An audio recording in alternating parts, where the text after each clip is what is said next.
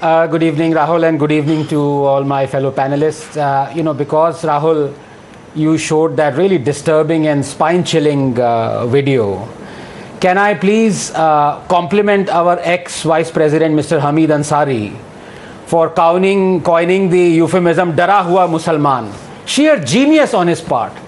All around us, all we see are Dara hua Musalmans. From Jammu, where Dara hua Musalmans are shouting from top of mosques that they will behead Nupur Tiwari and all those who oppose Azan and Hijab, to Hubli, where Dara hua Musalmans are pouring onto streets because some Hindu kid photoshopped a Bhagwa flag. From Aurangabad, where Dara hua Musalmans are rioting in the streets because someone Facebook post said Aurangzeb was a mass murderer.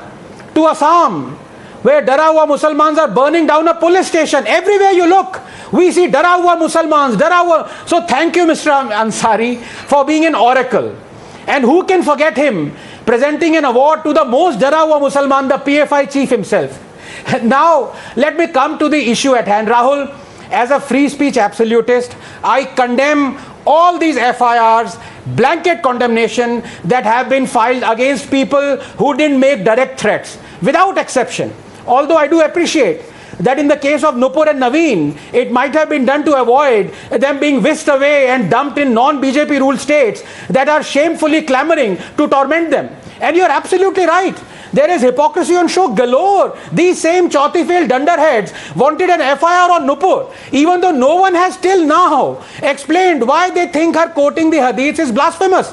But when Owaisi is also charged, they are outraging.